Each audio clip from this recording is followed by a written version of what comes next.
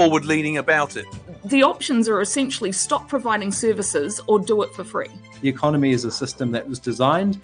We can redesign it to get the outcomes we want to see. Actually, this wasn't inevitable. You had a choice about what you gave your money to, and you chose to keep your promised landlord. It is quite devastating to see this current government absolutely trash what has been a really good track record with disability.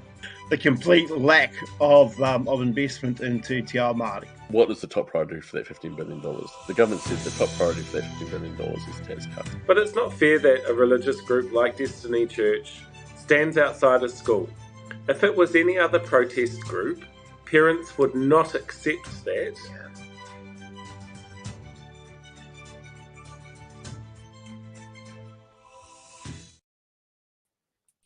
Right. Hello there. Kia ora. Good evening. How is everyone doing tonight? Blake, how are you doing tonight? I'm doing okay. It's been another busy week. What we got there? You need a quiet week. You need a holiday. We tried to have one, but this government just too makes us too busy. Yeah, that's not great. Tonight we have a really interesting episode ahead. We've got a couple of experts from the health sector joining us to tell us about how that feels like it's crashing and burning from the inside. And then a little bit later, we're going to catch up with Sam Summers to talk about Wellington Council.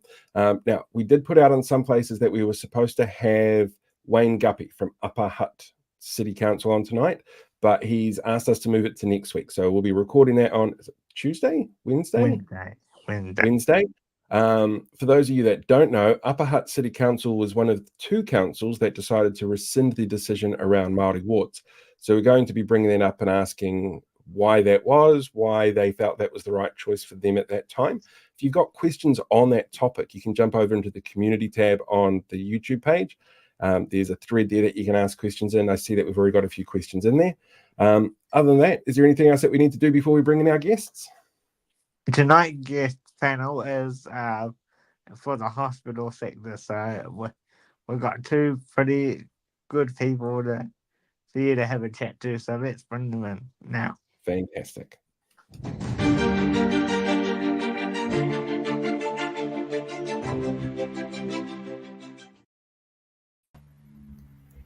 Right, joining us now, we've got Anne Daniels from the New Zealand Nurses Organisation, and we've got Dr. Gary Payinda from Whangarei Hospital in the emergency room. I am up there myself in 2 weeks. So is there any food places I should avoid if I want to not come and visit you at work? No, our food is safe and good. You are safe throughout Northland. Eat freely. Brilliant. And what if I run into a few of your locals up there who aren't so keen on me? that might be a bit harder to avoid.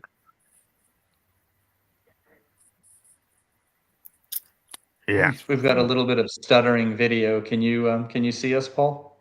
Yes. Yep. You're coming up now. You froze there for a little bit. I just thought it was my terrible questioning. Okay. Yeah. No, yeah.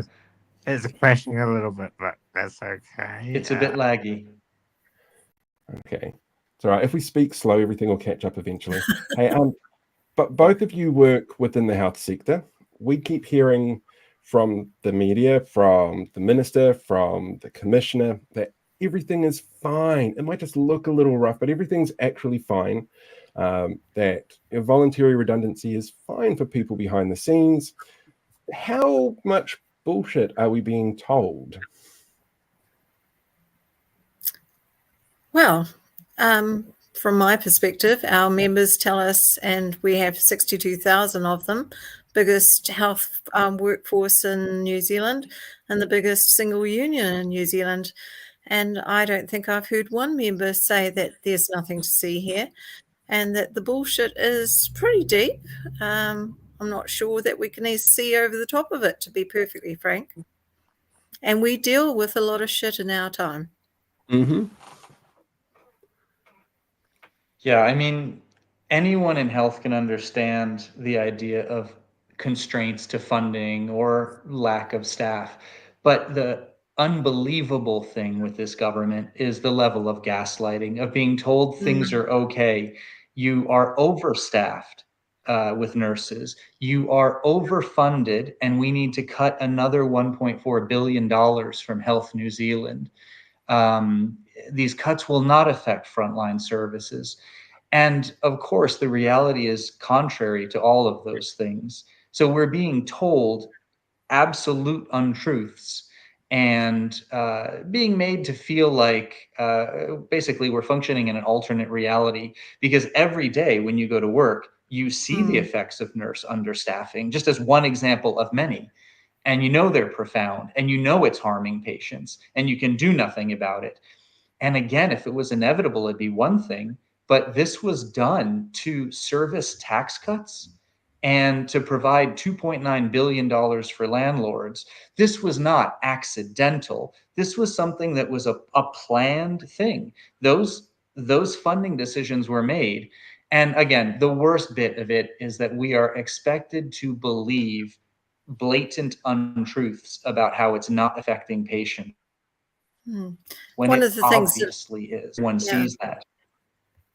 one of the things that I see is the total lack of decision making based on evidence. The evidence has been put before this government over and over again. And for instance, Gary mentioned the so-called overstaffing. We know that's not true. Their own evidence provides that. So we have a thing called care capacity demand management, and that identifies the number of vacancies that we have in every particular area that has this tool in it to actually provide safe staffing. And I hear over and over again, we are committed to safe staffing and patient care and patient safety. We are committed, but they're not actually doing anything about it. Their own data into Whatuora says that there are many, many vacancies, hundreds and hundreds of vacancies in the different wards. There, we have another tool that looks at what we call shifts under target under the CCDM program. And that is huge, particularly in mental health and the Starship Hospital. It is absolutely horrific. So they're ignoring this data. So we talked about bullshit. Why is it that they are ignoring their own evidence? And they say they're committed to patient safety, but patient safety is absolutely down the tubes. And I think, Gary, I work in ED down in Dunedin. You would agree that every time you go to work, and I know I do, I worry about what I'm going to miss, not going to see, because I'm constantly putting out fires. And that's just not the way it should be. We should be able to provide safe and timely care when and where it's needed. And we're just not able to do that. And the bottom line for this government is money. It is saving and cuts. It is not about the people. And that's where this problem lies. People are literally hanging on by their fingernails, the staff, and the patients are waiting far, far too long. And a lot of this is about funding. Yeah, Paul and Blake, if I could run off that idea for a second. It's quite evident now that what we have here is like a concerted effort to defund essential public services, destabilize them to where people can't trust them any longer. Yeah. And then this government will sell us the only option that can possibly save us. And you know what that is? It's privatization. And so they're doing that. They're pushing the private hospital agenda. They're pushing health savings accounts, which are an absolute fiasco for your average citizen. And they're pushing now physician assistants, which physician associates, which in the UK are leading to outright lawsuits against their GMC because it's so catastrophic. They've been putting in these undertrained fake doctors to plug gaps. And that's exactly the path we're going down. Defund public services, destabilize, and then privatize. So I don't think this is accidental anymore. It's quite obvious that that this is what they're after. And it's our job to fight this at every step of the way. If we are trying to represent the average patient, things will always be good for the top 5%, right? Winston David Seymour, will always have excellent health care paid for by high insurance premiums at private hospitals. And what we have to fight for is the 90% of New Zealand that doesn't want a two-tiered system and doesn't want to be waiting a year for a specialist medical appointment, a year for an MRI, 12 hours in an emergency department before a doctor can see you. And we're starting to see these stories more and more. People are willing to go to the media, staff and patients, and say, yeah, my loved one suffered at the hands of this understaffing issue. And yeah, I mean, we have to call them out, because through this all, they're going to continue to say overstaffing, over budget. You'll hear Lester Levy say, we have the highest health spending ever. Well, of course we do. We also have the highest and biggest New Zealand population ever, right? We have an aging population with more needs, and we have had high inflation up until recently. And the budget has accounted for none of those things. So when you ask them for the truth, like if you ever get the chance to talk to Lester, ask him what the real numbers are once you control for population growth, that's per capita, and once you control for inflation, you'll find that we've actually shrunk by 3 to 5% in our operational expenditure. So it's a house of cards, and eventually they're going to get caught out for their lying. And I think that time is coming soon. So I actually wanted to run some numbers past you guys and get your impression on it. One of them was the biggest budget ever for funding. It was a 0.6% budget increase on last year's budget, which is still well under the 5% for the national inflation rate at the time. As you mentioned, aging population, stuff like that. We have one of the lowest funding levels for the health sector of any country in the OECD, and it's been that way for decades. Is what we're seeing now a now problem, something that's been caused by this government? Has it been exacerbated by that underfunding over decades? Is there a lot of factors that are coming into play that are coming to a head now? Yeah, I've got a quick little answer for that, and then I'll let Anne speak more to it. But of course, it's been an underfunding and infrastructure problem, generation in the making, right? Neoliberalism really has been around in effect since the 80s, and we've seen underinvestment chronically, but the scale of it was manageable. But now we really, in the past 12 months, feel like we are going backwards and sinking. And we have objective data where they say they spent $2 billion of net operating expenditure. And in reality, when you crunch the numbers, it's 95% less. It's estimated about 94 million of additional net operating expenditure increases. So again, we control for population and inflation. You find that all of these claims fall apart. And yeah, it's an issue. Anne? Yeah, I absolutely agree. I've been lucky enough to hear Craig Rennie, who has certainly crunched the numbers on this, and it sounds like they're the same numbers that maybe Paul and Gary, you're using. And it is very, very clear that it's been going on for decades, and no government can come out of this unscathed in terms of actually doing the underfunding. So this is not a party politics. This is all about what is happening for the health and well-being of our nation, and it's absolutely going down the tubes. And what worries me is that we actually do have the Payinda Act legislation that is very aspirational in wanting to turn the way that we look at health and provide health in this country by turning it around and actually looking at prevention, early intervention, and providing health care in people's homes and the schools on the maraes in a different way, in a more sort of, I suppose, collaborative way across the health professions, and using kaiwhina and communities and families working together to provide health in a way that is acceptable to those who are the most vulnerable and most traumatized by and I hate to say it, Gary, by a medical model that is absolutely just not fit for purpose. We need to do things differently. So we've got legislation that says, provides us with the framework to do this.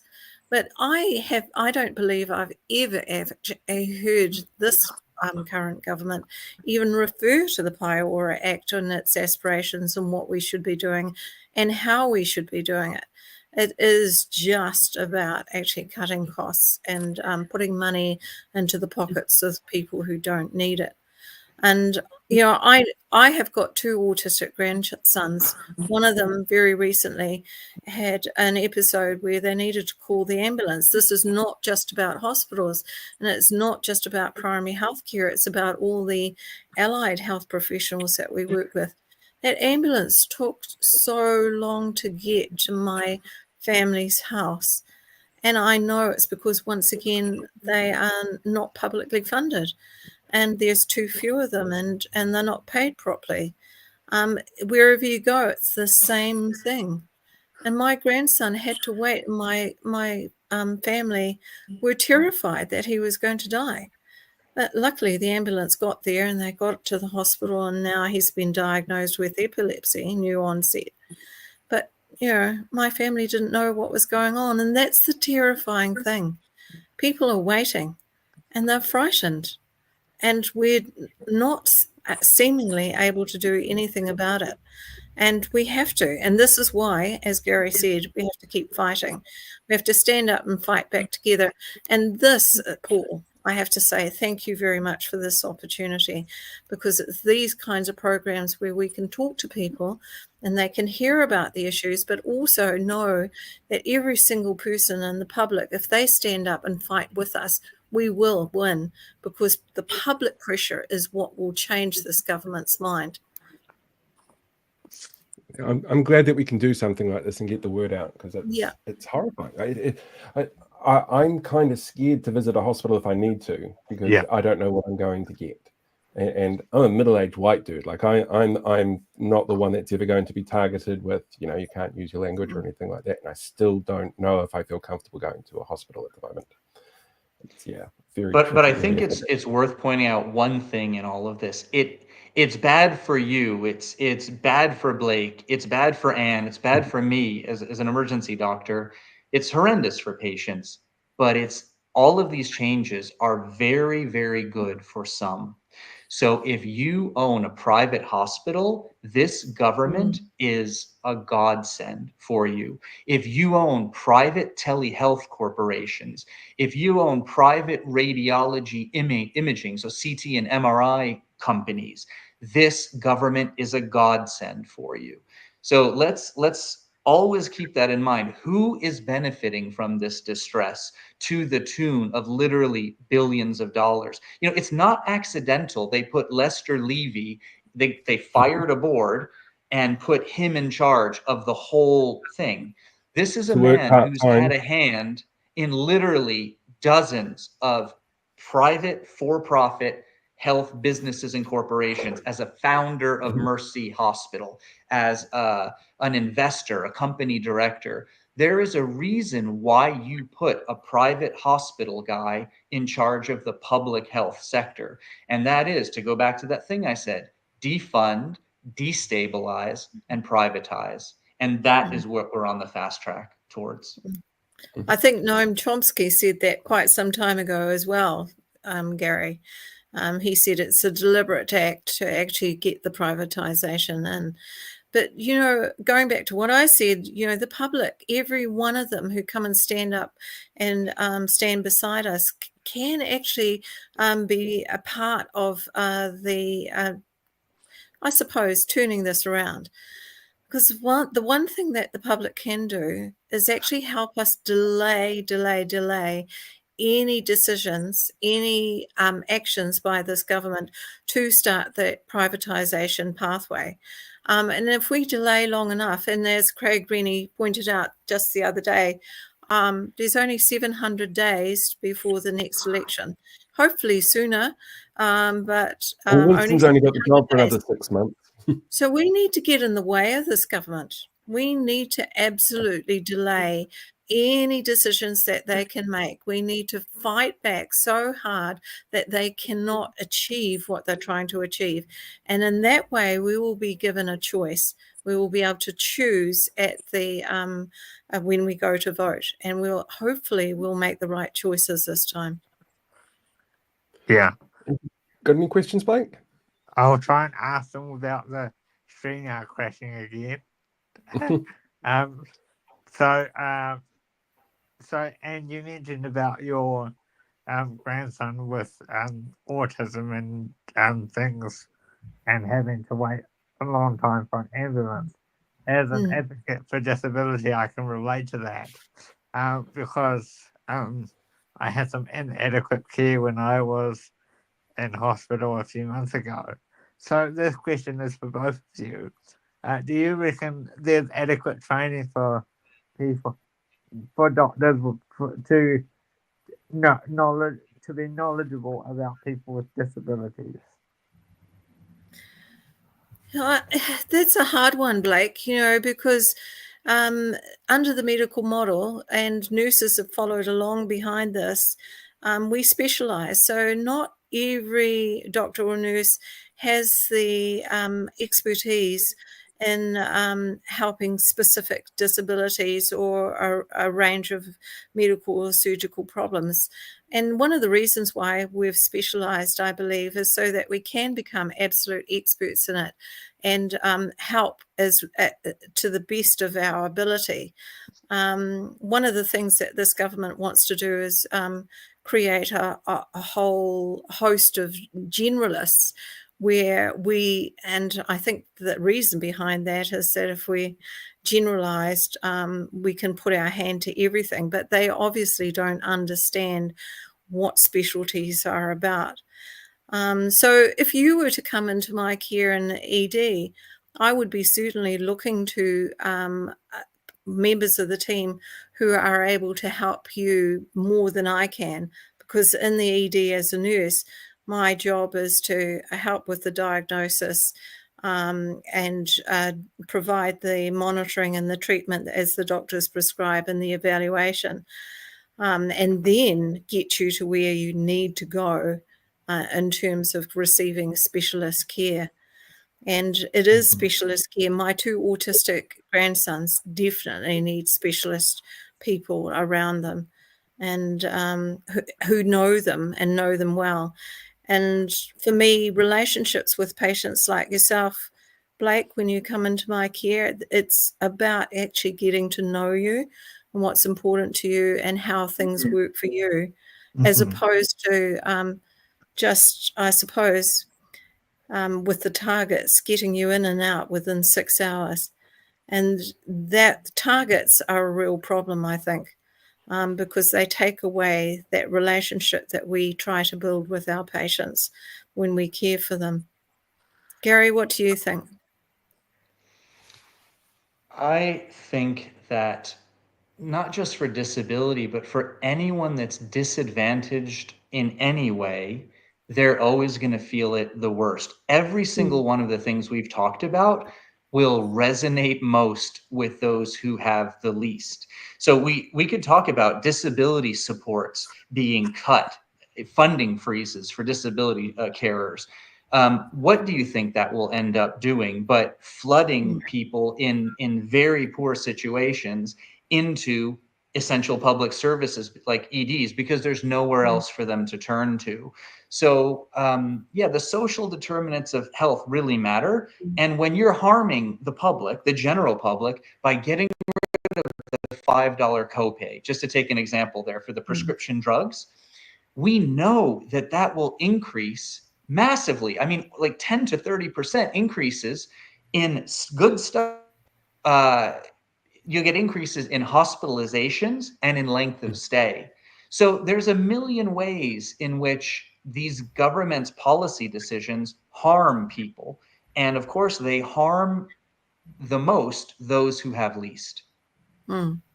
So I was just going to say thanks for that, Gary, because you've reminded me that the caregivers that go into the homes that help my two grandsons morning and evening, are so essential to their health and well-being. And because of their autism, they like to have routine. They like to have people around them that they know. And the caregivers, they've fought hard for equity, and now they're trying to maintain that. But their hours have actually also been reduced. And that isn't just about the care of my grandsons. That's putting a huge toll on my son and his wife. They have to live on one income because one of them has to stay at home with the children all the time when they're not at school. And with the caregiver reduction in hours, that means that they have very little time out. It's a 24/7 kind of care situation. They have no breaks. And it is going to drive people to make choices that because they actually don't see any other way out. And I think that, the mental health of families like that, and also the mental health and well-being of people in general is actually declining because people are becoming desperate. My son works in mental health as well, in acute mental health in Dunedin. And he says the facilities that the people he cares for are not fit for purpose and actually add to the problems that of the people that they're trying to care for. And there's very, very few places for people who have chronic mental health issues to actually live well and be supported in the community. And once again, it's because of lack of resource and funding. It just goes on and on.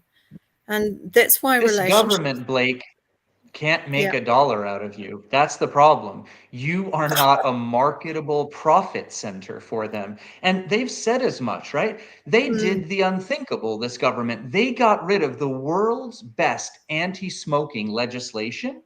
They canceled it, right? We were trying to do simple things like reduce the amount of nicotine in a cigarette, and they said no. They literally said no to the most innocuous thing ever. And it was purely in the service of big tobacco so that they could keep generating sales, generating deaths, but making money. And this government wanted those few tens of millions in excise taxes on cigarette sales. So they very cynically broke down smoke free. We're definitely going to have lives lost, by the thousands. I mean, the epidemiologists have crunched these numbers. This is catastrophically bad. And so Blake, whether it's disability or lung cancer or the number of homeless that are increasing now, 2.8% of Tauranga is said to be homeless. Wellington Shelter just said they have a 40% increase in homeless. If you don't represent a profit center to this government, a way of making a quick buck, a way of getting corporations in to pull out some of that taxpayer money, then they have little to no interest in you. And that's what we're seeing. And these are everything we've talked about today is manifestations of that. And Gary, that's what I tweeted out this morning, because this, as I said in replying to your tweet this morning, this government cares more about getting capital gains tax on the Prime Minister's houses than they do about disability. They do. Oh, they acted swiftly when they needed to spend spend 19 billion with a B. I don't think people realize how big of amount of money that is. 16 billion for tax cuts, which mostly went to the wealthy. If you are the median New Zealander making $34 an hour, you save something like $12 to $16 a week in these tax cuts. So absolutely trivial numbers. But they gave 2.9 billion for landlords. So they are quick and effective when they need to be in helping those who they value the most. And Gary, you did mention the fact that we've got an aging population, and the homelessness is growing. But one of the interesting things, and I hate to say it, is that this government doesn't seem to have landed on the older population as yet and made any cuts there. But I know for a fact that older people over 65 are finding it harder and harder to keep a roof over their head and also put food on the table. And the homelessness is absolutely growing. And I think that in Tauranga particularly, Gary, you would find that most of the homeless there are the older people who are unable to actually, I suppose, cover the basics. And that worries me because, I'm getting of that age and I need to, I'm actually really, really worried whether I'm going to end up being on the streets too after spending my entire life paying taxes. But it's worse for Maori and Pacifica because they, over the years, of course, are paid less. Pacifica women particularly are paid a huge amount less for the jobs that they do. Inequities and inequality in this country is absolutely deepening under this country and under this government. And that is actually having a major impact on the health and well-being of our population. And so the inequities and inequalities also have to be challenged and fought back.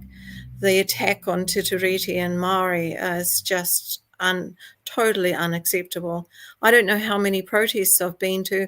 I've probably been to more protests in the last year and stood waving with the flags and standing beside my union colleagues than I have probably in my whole lifetime because it's so terrible.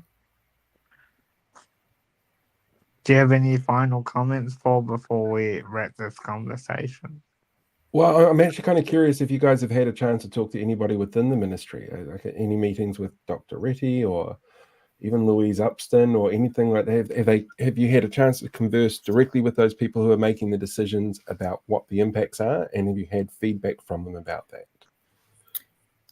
Well, I certainly do. That's part of my job, Paul. Mm-hmm. I have met with Dr. Reti several times, Lester Levy, Dr.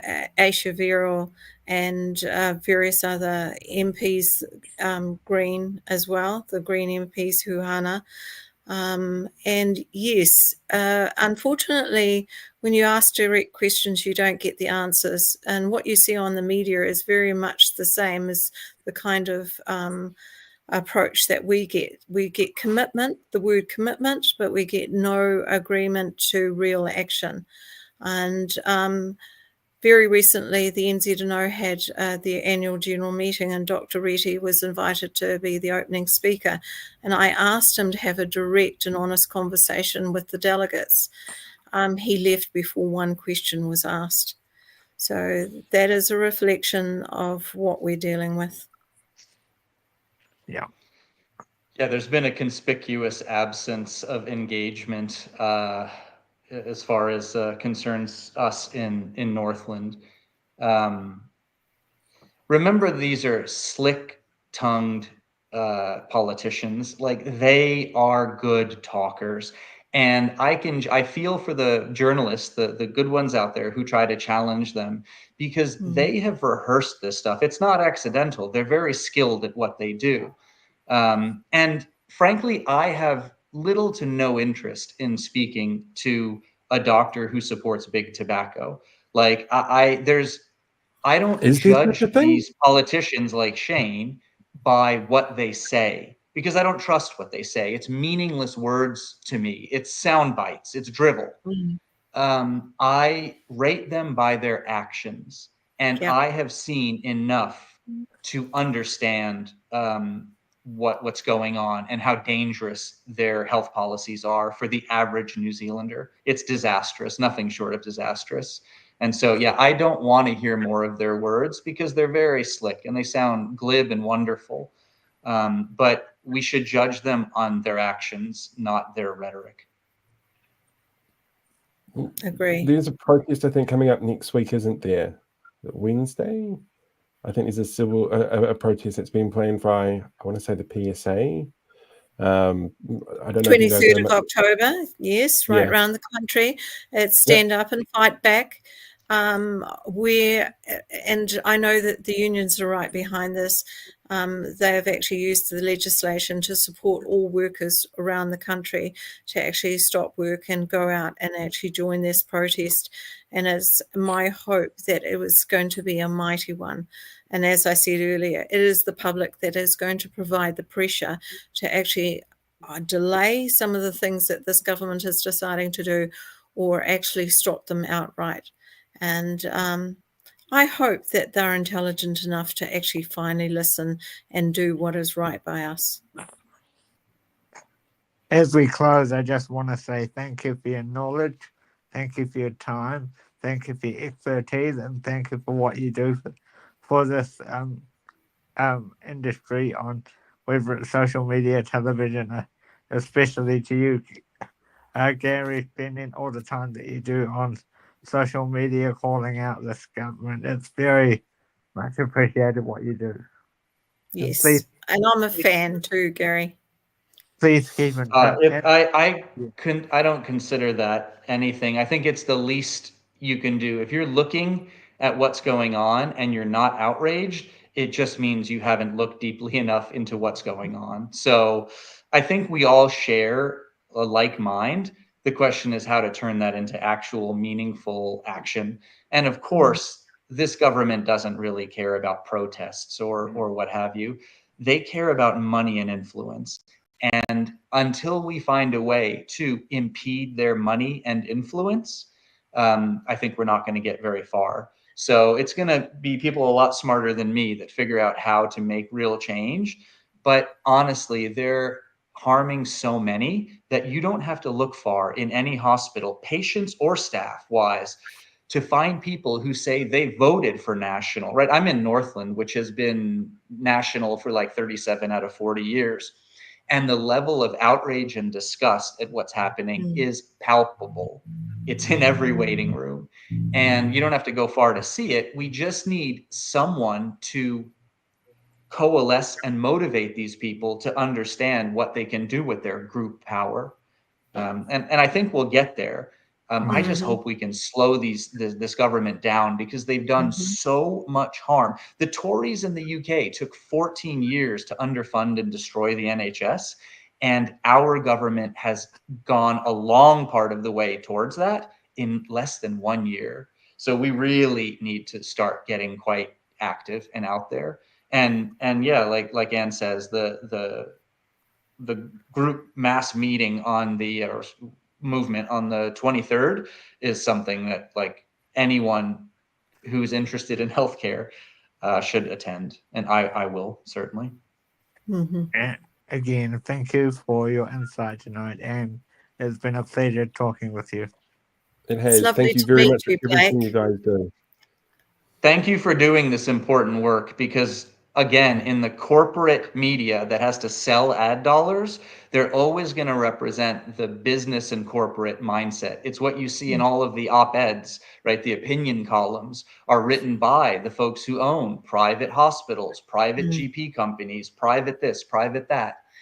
And you guys have to form the counterpoint to that. So it's a lot of work resting on your shoulders. Thank you, Paul. Thank you, Blake.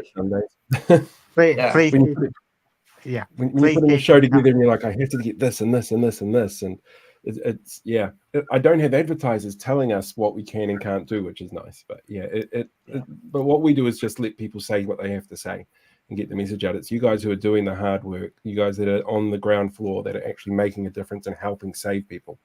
Far more important than anything we could ever do.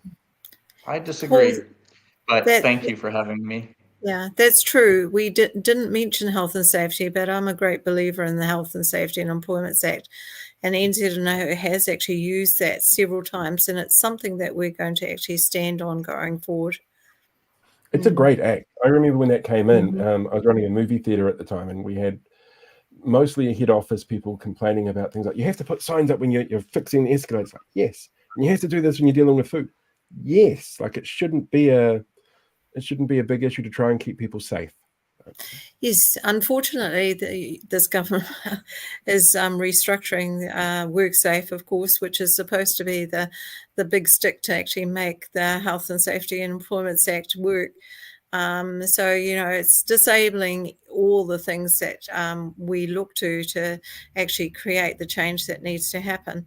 And it's more than unfortunate. It's absolutely dangerous. And it's one of the reasons our union is taking this government and Te Whātua to court all the time. It's unbelievable in the last 18 months how many times we've actually had to go to court to get them to do what is right in the first place. Yeah. Thank you very much, guys. It's very much appreciated. Have a fantastic night. Hopefully things calm down a little bit for you guys over the weekend. You're welcome. Bye. Thank you. Bye. Bye. Yeah. That was fantastic. I learn so much every time we do these. And some very, very passionate people there. It's incredibly good to see people like that working so incredibly hard to keep us all safe. Yeah. We shouldn't keep Sam waiting any longer. I don't know. It's kind of fun seeing him sitting down there shaking a little bit in the back room, but that's all good. We'll do the fancy infographic for him so he can come in and talk to us. So let's get on to that.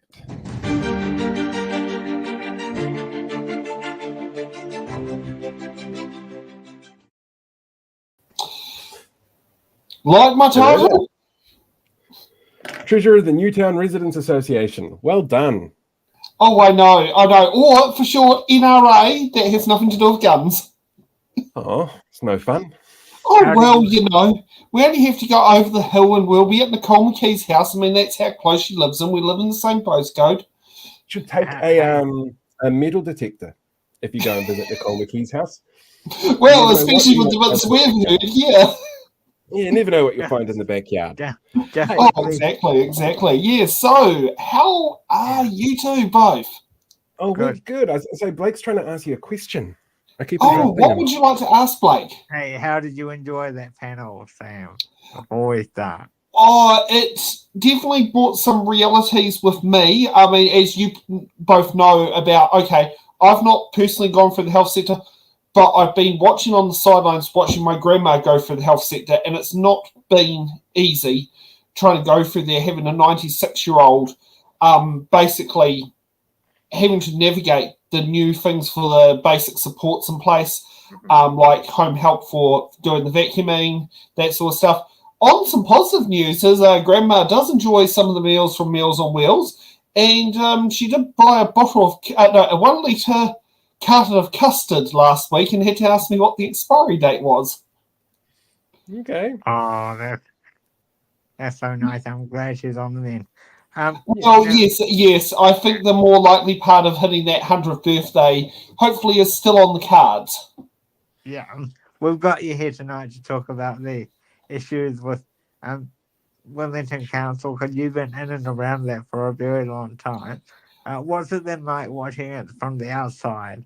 Because I know you've got lots of connections there and there's a lot of issues going on right now. It was very interesting that after the meeting, but before the 6 o'clock news, I got a phone call from Councillor Ray Chung, who told me that the media tried to bait him into saying, bring in the commissioners. And he is anti-bringing in the commissioners because it's anti-democratic. So that was something that was quite interesting hearing that from there. Tory Whanau chose one of the best people to take with her, John Panovich, who is a card-carrying National Party member who has a hoarding outside his house on Oharu Valley Road every election for the National Party. It was good that she took him in particular to meet Simeon. I think with what's been happening, I think he's overshot his hand when it comes to the threats, and I don't... even that Tory said we wouldn't take legal action, the community, on the other hand, if, say, there was a Crown Observer or or commissioners put in, the community actually would have full right to take the action to ask for a judicial review through the High Court. It's pretty interesting territory been in that, considering Wellington City Council has always been argy-bargy, has always had prompt debate. It has had councillors throw their toys out the cot. That's been happening for yonks. There's usually been at least one or two councillors who have been in there. There's one who went on 3 different mayors. He threatened to resign all his portfolios. And it's pretty scary what it is, but I don't know what Simeon wants to achieve by commissioners being put in. The pipes aren't going to suddenly get fixed magically with a magic wand. You're not going to sit there and have the New Zealand Army coming down to sit there and repair the pipes. They still have to go through the same competitive tender process, and the ratepayers still have to pay the bill at the end of the day. So I don't know what the goal will be from that. And I mean, I do know there is a petition on here from Kenneth Mulholland, and I'll sit there and show this right now. Just a moment while I bring up the shared screen. You'll need to let that go through. Yeah. So, like, if we look at Kenneth's petition here, in my view, poor city planning has introduced new cycle lanes. Not cycle lanes. Yeah, removed hundreds of on-street car parks, and have adversely affected the free-flowing transport and commerce with livelihood destroyed. Well, I don't know if he's driven on Adelaide Road since they put down a cycle lane, but it flows better because people aren't parking their cars there. They believe the council was dysfunctional and incapable of properly managing the city finances, and now the ratepayers are forced to pay unreasonable rates increases. Well, hey, we need more revenue collection options, but Mr. Brown said no. So it is definitely in there. And like the thing is, the majority of the councillors that have been elected on pro-cycleway and supportive of cycleway platforms. It's I had a chat today with Tori very briefly about what happened over the last couple of days. Yeah. And she pointed out that after the meeting yesterday, or the initial meeting with the council might have been 2 days ago now, people were all on the same page, not necessarily agreeing, but one of the things that got pointed out by almost every councillor in that meeting was this is an issue that crops up all the time with the airport shares. It's contentious. People argue a lot. That's to be understood because it's a democracy. But every other decision that this council has made has been done in a democratic way. Nobody has been voted down and then, that they've gone ahead and done it anyway. They voted down and then sat there and wrote out the check and then cashed it. Yeah, exactly. Yeah. And it's the same with things like the cycle lanes. They're building a cycle lane infrastructure from scratch because the city has never had one. And that takes a hell of a lot of mixing things up. I think every single project that has gone for cycle lane has been tied up with judicial review, including when you had Foodstuffs throwing their franchisee under the bus at a meeting on recorded say, we are not being consulted here. We don't consider being consulted. Naughty Wellington City Council for going to our franchisee. They're grocers. They don't know about road management. Oh, and if we don't get our way, we're taking it to court. And then they did, and the court, again, sided with Wellington City Council. I mean, it's like if you want to sit there and build a supermarket in the middle of Molesworth Street and Murphy Street with a one-way system next to a motorway, you've got to work on risk mitigation. And I mean, they could do some risk mitigation themselves to sit there and help improve things, but they didn't want to. They wanted to sit down there and keep having the crisscrossing things that adds more conflict zones, and they were presented with options to reduce it. So here's a question for you then. Sorry, Blake, no, you jump in. I was just going to point out, since we're talking about the minister, he was approached to come on the segment, but he declined. He even not surprising. He even declined a National Party minister showing up for one of these. Yeah, no, never going to happen. Yeah, I mean, if you also look at here, there's another petition to want to maximise local funding rate increases to the maximum rate of inflation. Well, they wanting us to be the next Birmingham Council of Wellington, of New Zealand, or do they want all New Zealand councils to be the next Birmingham Council? And for those who are wondering, Birmingham Council went bust and went bankrupt literally because of the request in this petition of what the law was stating, which was limiting rates increases to maximum rate of inflation. You're asking for a recipe of disaster, especially when you literally hold the hands behind councils and literally limit them to what revenue options they can take. In this particular case, a option of what's it called? It's like telling a petrol station you can only take cash as a payment, while 99% of your business is by electronic payment methods. Mm-hmm. It's the best way to sit and describe it. Yeah. Tell me about, is it Diane, I want to say Diane Young? Diane Calvert? The right-wing councillors who love to go on things like News Talk and go, the sky is falling, bring in a commissioner. Well, actually, that isn't Diane Calvert. That would be Nicola Young. Okay, and sorry, getting all my names mixed up. Yeah, and she made her second appearance on the platform this week to sit there and do it. So Nicola Young has been known as a negative Nancy most of her time in council. She did attempt in 2016 to run for mayor, but was not successful. But she hedged her bets and also stood for a councillor, which is one of those things in there. Whenever something goes wrong, Nicola is usually the first person to have the naughty finger wagging out, is the best way to sit there and describe Nicola Young. She is one of the only councillor who voted against Māori wards. And that's not in the current term, that's the previous term. I've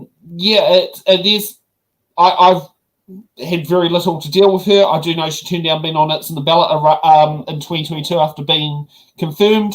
Confirmed to go and then randomly pulled out her choice. But all the candidates in Pukahina Lambton ward pulled out for, well, they can't really sit there and say this, but and have left us guessing why. Now, you mentioned about Diane Calvert. Now, Diane Calvert has been saying Crown Observer, and that's something that has been on there. I do know Diane a little bit more personally. I would say our politics aren't right, but I do respect Diane because she does try to inform people a lot, and she is passionate about things. I know she has twice jumped on the trying to save the Kandala pool, and that has gone through 2 LTPs that she fought to get that put on to the LTP, and then literally 3 years later having to refight for it again. And on the Nicola Young one of saying Tory never trust me from day one, Tory Whanau appointed Nicola Young to the grants committee and was right up in there until there was a reshuffle from the resignation of Tamitha Paul. So if you're so untrustworthy, why did you get appointed to that? Whereas Diane Calvert and I think Iona Pannett, both of them never got appointed to any committees in either chair or deputy chair positions. So, yeah. What else would you like to know about our esteemed councillors? So there's one other thing I wanted to get your opinion on a platform like this. It's been very well canvassed this week, and we've talked about this in private a lot, that the ability to have early elections has come to light a lot more, which a lot of people didn't know about, that there was provision already in there. So with that now being discovered, do you reckon it puts other councils on notice? Should they be naughty, I guess? Well, it depends what you call naughty. Robust discussion isn't dysfunctional. The only thing is, if there was a snap election called now, under the current law, and we've just been there's just been a law change that extended voting periods. If there was a snap election called now, you have to. It's a 14-week turnaround cycle from the moment nominations open and rolls open to be checked to the point of election. There also is in the middle of this is what is known as called a 4-week blackout period, which is basically no elections happen in there. And a good example would be is both with the Hamilton East by-election to replace Ryan Hamilton and with the Pukahina 11 ward by-election to replace Tamafa Paul, even that both of them resigned. In the case of Ryan, it was in October. In the case of Tamafa, it was in November. Their replacements their election days for the replacements was in the middle of February, and their voting papers got sent out the weekend of Auckland Anniversary weekend. So if we were to say, tell Wellington City Council you're having a snap election, we will not be able to go to the polls until the middle of February next year to sit down there and vote for our replacements. So that would be drawn out a 4-month process. At the same time, we've got local body elections, and Wellington City Council's already published the 2025 plan, where you can go in and be nominated from the 4th of July 2025 for the election day, which I think is the 12th of October 2025. It basically, so effectively, if we went through that boat, does an extension get put in?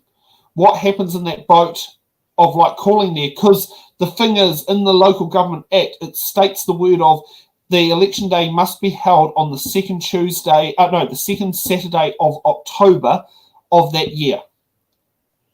So the bit that I restated, it can happen at an early election can be called by the minister at any time for a term, but it's just not well known. And when the new council is put in place, they automatically receive an extra year rolled over on top of their current. I will get Angela McLeod to go and check that over because I do remember there were different things that were looked at with what's happening in Tauranga. That was a different issue again, but it was about what happens if your winning candidate is incapacitated. Yeah. And it mentioned about things like basically, in order for them to force a they couldn't let second place take it unless the person was deemed incapacitated. And even in, say, your situation, that would meet the category. You can be in a coma and still win an election because you physically have to actually say, I can't be there. And the only other way to get rid of, say, a council would be abandonment, which means you've got to not turn up to 4 meetings over a period of 3 months or something. It's something along those lines. I'm not sure about the extension time because the Tauranga City Council one had to have special provisions put in place to give it that 4-year, 3-month term. Yeah, so it was. Yeah, from what I can find, it was fixed after that. So but I mean, an extra 6 months. I mean, on one aspect, if there was a snap election called earlier, it gives us more tools for it's in the ballot to go different places to do the scrutiny, and it would actually give more focus by national media attention during that election. But on the other part, there is. What that will do, it's less than 12 months, like the fact that we're a 14-week turnaround period, or would be an 18-week because of the time of year we're in at the moment, an 18-week turnaround period, that would basically effectively render the council in a lame duck session for quite some time. The fact is, they've got till June next year to make the amendments in the next annual plan to update the LTP.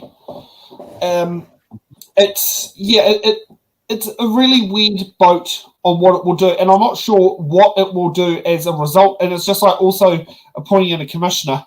I mean, what's the point of putting in a commissioner for 8 months, or for 9 months, or for 12 months? That's what I'm trying to say. So when the election would happen, they would get an extra year on top. Well, yes, they would do that, but I mean, they also can throw out different things in the mix as well. I mean, yes, you can have an extension of term, but then could this be a continuous, like, you know, what happens if, say, you get, what do you call it, you know, a green, was it a green person and a Labour person in every constituency, and then the minister goes, another snap election, Wellington City Council? You know, like, what is there to stop that from continuously happening if you don't get the results you like?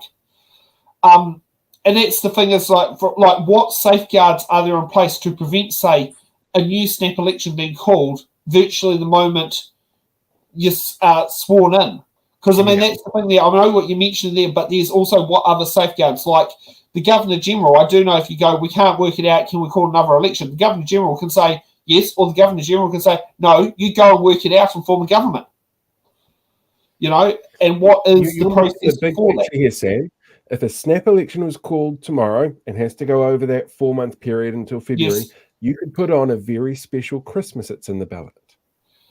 Yep, that would be right. Not like I'd say it would be a good one. And I also will say, I think if all the councillors stood re-election, I'd say at least 2/3 of the councillors who are currently sitting on the council will be re-elected if they called a snap election.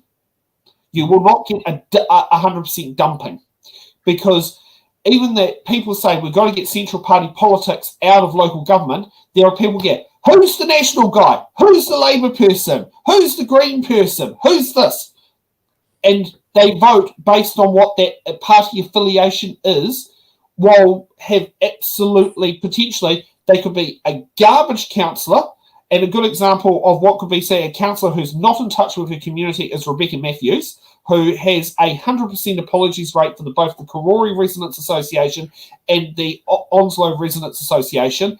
It has even been speculated, do we even bother sending Rebecca an invite? That is something I've heard, which I think, like, yes, you keep doing that, because then you keep making the point, you're welcome, keep coming.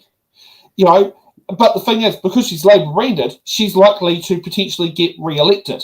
Whereas you've got Nuruddin Abdurrahman, who is my local, one of my 2 local councillors, and he has an 80% appearance rate at the Newtown Residents Association monthly meetings. And that's along with many other community events he does. And he's also bringing up a family. So it is a juggling act in there. That is something about Wellington, is we have a lot of party politics in there. We use STV as a voting system. In STV, you only need, Paikawa of Selwyn is different, you need 34% of the first preference redistributed votes.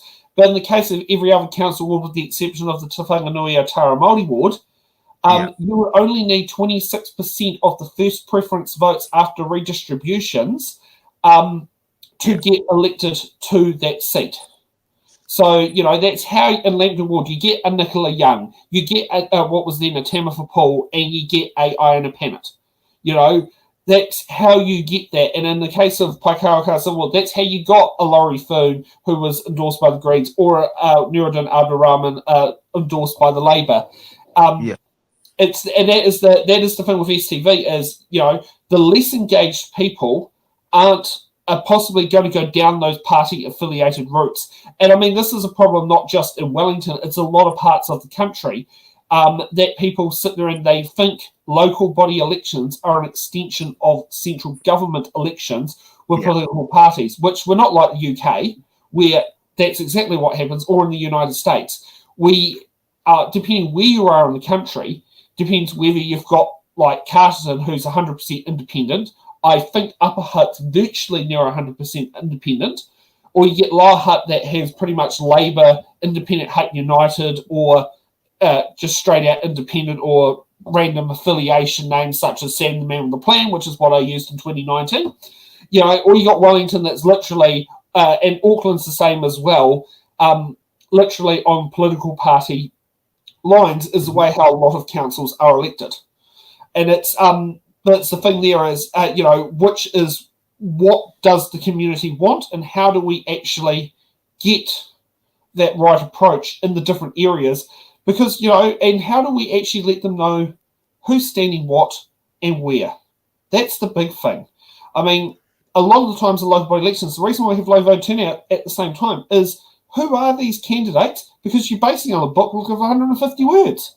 Well, you can't even sit there and scan a QR code that sits there and takes it to, say, that person's website or to the council website that answers a bunch of short-range questions, which that's a new thing that's coming with councils, but that is not part of the booklet. It's something that's they're trying to help people do it, but a lot of people don't like the questions in there because some people say it's the council trying to steer the questions in certain directions. Yeah, I get that. Right, 2 more questions for you. What's Yes. your prediction for what's going to happen with the council in Wellington? I think the safe pair approach would be either leave it as is or a Crown Observer. I don't predict commissioners, or if there are commissioners, I think there will be an injunction to stop the commissioners from actually being able to take the mayoral chains off Tory, because it hasn't met the criteria of it. I don't think the early election part is going to happen at this point, but that could change after New Year's. The interesting part is, when will they amend the LTP? I mean, if that's done dusted by Christmas, what's going to happen? But what will be the driver that will lead to the next stage? It's going to be interesting. Like, if the driver is, I've got to put a Crown Observer because rates are very high, I don't think that's grounds. But there is another grounds I do think a Crown Observer could be useful, is the transparency between the council officers and the councillors. I don't think it's right that councillors have to file OIA's requests, or Lagoima is the correct term, to get the information that they should be getting standard. I mean, imagine if that was a publicly traded company on the stock exchange, and you're having to sit down there and basically, go to the local court to sit there and find out what's in a set of accounts because it's been redacted or something like that. It should, that's something that should be very easily obtainable, especially if the information is also meant to be public. Cool. And last question for you, because I'm not available on Sunday. I've got my grandson's 2nd birthday of all things. Tell me about the show on Sunday. Who's going to be on the order paper? What are you discussing? We've got Eric Chua. We've got Laura, who and it's going to be there, and we've got Labour Party Wellington Central candidate, who unfortunately didn't win his seat, Ibrahim Omar. And Ibrahim Omar, in his previous term as a list MP in Parliament, brought a members' bill for the employer wage theft amendment bill, which would make criminalising the unlawful deductions from a person's pay packet and turn it into a criminal offence, especially because there are situations where that is. Some employers deliberately do it. Under our current laws, it is for an employee to steal money from an employer's till is a criminal offence with the charge called theft as a servant. And that carries a higher penalty than saying a person stealing a bottle of wine off the shelf of a supermarket or a pack of meat. Whereas an employer going into an employee's pay pack and say, I'm taking $200 for myself because I feel like it, or I'm charging you an exorbitant amount of fees to rent a property on site or something like that, that can be seen as wage theft, or like deliberately withholding a wage payment because they feel like it. So that is that is the bill there. So that has passed 2nd reading. Thank you, New Zealand First, for actually doing it. It was very Don't say that too loud. If you say New Zealand First 3 times on air, Winston Peters shows up and tells people off for wearing t-shirts. Yeah. On this occasion, New Zealand First has come to the party because ACT National going, we've got current systems in place. But are the current systems in place actually working? If a person's on a work visa and their visa expires, well, civil enforcement is a joke. Whereas a criminal thing there. And the other thing is, if you abuse employees criminally, you can sit there and do it. Where it individually holds the person accountable. You can't hide behind the saying, but I'm a limited liability company. When it's criminal, it's down to the person. There is no hiding behind it. So it will be a very interesting show. And Ibrahim, I think, will probably doesn't know much about it, but it will be very interesting, and it's going to be very interesting to see how Eric and Ibrahim go. That might be a bit of an interesting part in there because we know where Eric stands on things. But yes, it will be a good show, and it's something I encourage all viewers to sit there and watch and comments. Yeah, Keep in touch go and and we can interact. find out what our MPs get up to and see if we end up getting another Grant McCallum. Right. Anything else you need to wrap up with here, Blake? No, just thanks for coming, Sam. Your insight is always knowledgeable, and we appreciate Absolutely. it. Yeah, no problem. And good luck on Wednesday with Mayor Wayne Guppy. Good luck with that. And feel free, if you need any more questions, feel free to get me to ask them. I think I've asked some very good ones, especially when There's some great 4% questions of you his put in the comment section. Yeah, especially when 4% of his population are prisoners who consume the services of Upper Hutt but don't pay rates. Yeah. Perfect. Great questions. And other people can post questions if they miss it at the beginning of the show. They can jump into the community tab on YouTube, or I think there's a post on Facebook and Instagram. You can leave questions there, and we'll check it up over the next couple of days to make sure that we're asking the right questions of what I think is New Zealand's longest serving mayor, because he's been in there since 2001. Yeah, he's surpassed Tim Shebelt. Which isn't hard because Tim shuffles everywhere these days. He's not a well man. Yeah. Yes. Right. Thank you very much, Sam. No problem. That was cool. That was. We've had some fantastic guests tonight, and I've learned heaps tonight. I also want to thank the very lively chat that we've got going on at the moment. It's been really cool to see so many voices come through there. It is very cool to see the community pop up. Anything you want to add before I jump into the news, or should I just jump into the news? And just going to say sorry that we're running a bit late, but it was important for us to get these big stories out to you. And we'll go on with the news. Yeah. That corridor with Anne and Dr. Gary was really important, I think. Really fantastic to hear from them. All right, let's jump into the news and see if I can do this without buggering everything up all at once.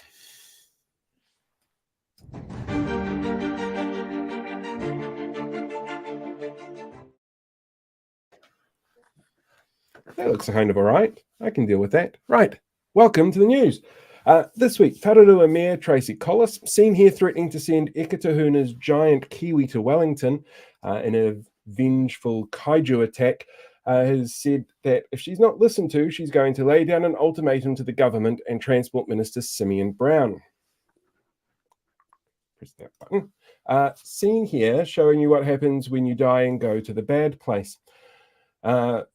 The conversation over the proposed toll for the Te Ahu a Tūranga Manawatu Tararua Highway is what's been leading to this ultimatum, where Mayor Collis has said that she will refuse to take back the maintenance of 3 detour routes if the toll is put in place. Those routes were previously maintained by the council, but after the gorge closure, Waka Kotahi took over previously maintained roads. Now, Collis argues that if a toll road is imposed on the new road, the traffic on the other roads would still be substantially more than the maintenance budget actually allows, since the region already has the 4th largest roading network in the country and a rating base of only 10,200 people. Concerns have been raised by a range of rural groups, including Federated Farmers and the Rural Women's Group, over cancelled school bus routes in rural areas. So far this year, 21 rural bus routes have been cancelled, with a further 11 being replaced or combined into other routes. The primary concern is that this limits the ability of children in rural areas to access education, and it means some families are considering leaving the farming industry to find places better able to access schooling. Rural Women New Zealand President Gil Naylor said, quote, "In rural areas, there's no public transport options, no footpaths or cycleways. Our roads are not safe for kids to be biking to school." In response, Transport Minister Simeon Brown, seen here promoting the new horror film Smile 2, said, "We really appreciate that our rural communities are actually out there and really glad to see that they're seeing our action plans for public transport in urban centres before anyone else. Instead of thanking the bus driver, they can thank us now. Immigration Minister Erica Stanford, seen here giving a rendition of Evita's Don't Cry For Me, Argentina, this week announced eligibility changes to migrant exploitation protection work visas. Under these changes, exploited migrant workers will no longer be able to apply for a 6-month visa extension more than once. And the definition of the term exploited is being changed to only include a quote-unquote genuine employment relationship. And applicants must also now meet minimum experience, skills thresholds, as well as English language requirements to apply for the visa.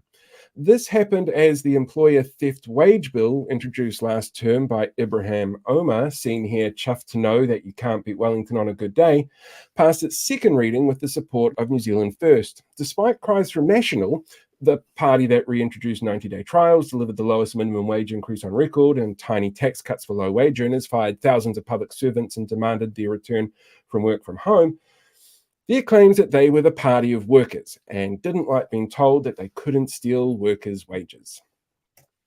New data out of the Public Service Commission this week has shown that despite ministerial drives to cut costs and 7,000 public sector job cuts to pay for tax cuts the government still had to borrow for, the public service costs continue to grow and wages have increased, with the total base salary for public services increasing 5.3% over the last year to $6.5 billion.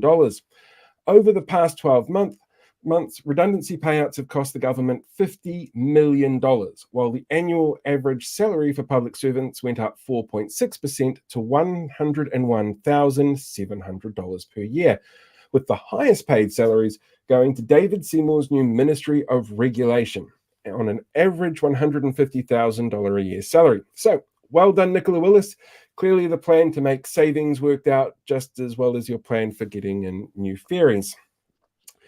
The Green Party this week voted unanimously to have Darlene Tana, pictured here saying, "Is it me? Am I the drama? I don't think I'm the drama," removed from Parliament. As a result of the vote, the Greens have written to Tana to again request that she resign and inform Speaker Jerry Brownlee of their decision as part of the process to enact the Waka Jumping Bill. The Green Party has been hesitant to use the provision since they did not support it initially, despite actually voting for it as part of a confidence and supply agreement with Labour at the time in 2018. Said Prime Minister Christopher Luxon, "While this is a matter for the Green Party, I want to encourage MPs to take advantage of rule changes. So there's less heat on me for changing the Bright Line test and selling a property that fell out of the new criteria and made a heap of untaxed capital gains." In new data out this week from MSD, it showed an extra 12,000 people on benefits compared to this time last quarter, and the number of people on main benefits aged between 15 and 64 is the highest ever recorded levels. Social Development Minister Louise Upston, seen here watching in abject horror as a beneficiary who was sanctioned for not answering their phone after it was disconnected due to the decreased allowance they get from being sanctioned, had the audacity to ask MSD for an emergency work grant to help pay for their phone bill so they can continue to look for work in a market overcrowded with the highest number of people on job seeker benefits ever recorded, said, "We're working really hard to make sure that in the 12 months' time, we can proudly say 2024 numbers were good in hindsight, because they will definitely be worse then." This week, Psychologist asks that where possible, you keep an eye out for the most fragile men you know. It's Dame Jacinda Ardern getting her damehood week. The former Prime Minister was not able to attend the official ceremony in Aotearoa to have the title officially bestowed, but was recently in Britain for her work as a trustee on the Earthshot Prize with Prince William. So arrangements were made for the formal ceremony to be held there on the grounds of Windsor Castle. Of course, this is incredibly triggering for those snowflakes who think that they could do a better job than she did in the face of a global pandemic, terrorist attack, and volcanic eruption, all while raising a young family and facing the most disgusting online vitriol and death threats while still running the country. So keep those poor, fragile people in your thoughts this week, or block them and let them cry themselves to sleep and not bring you down. And speaking of the most fragile people you know, Reality Check Radio today launched what it is calling an anti-woke chocolate bar. It comes in 2 flavors, he, him, that contains nuts, and she, her, that does, I guess, eaten by nuts. For the low price of just $8.95, you can grab one of either variety of bar, which contains exactly the same amount of chocolate as you get in 3 rows of a Kit Kat. As long as you don't change the wrappers, because you're not allowed to do that, you might confuse which one's which, apparently. You can stick it to the woke mob on the RCR website, or head to Pack and Save and get 2 big blocks of something decent that comes from a company that isn't trying to scam people and rage farm them with sweet treats.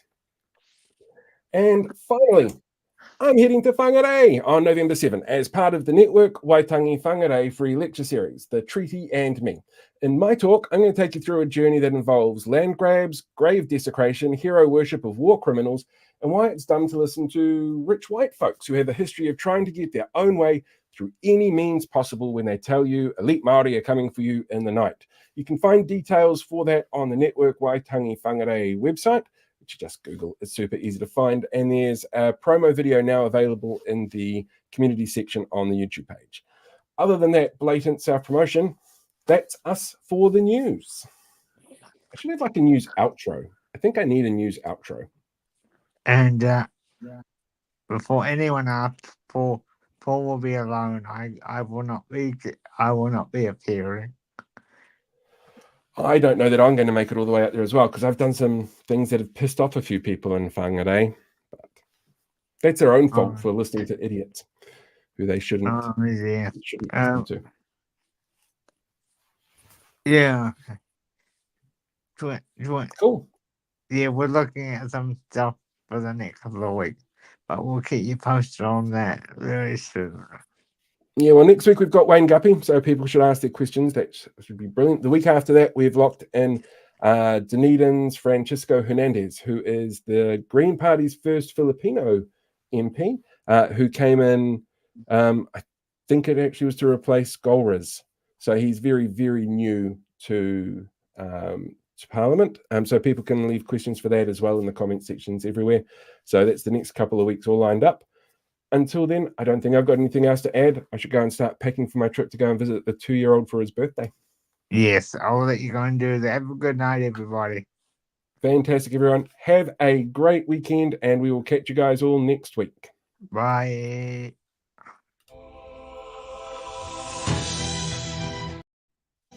Wrong one. Wrong closing card. I knew I should have deleted it. This one with the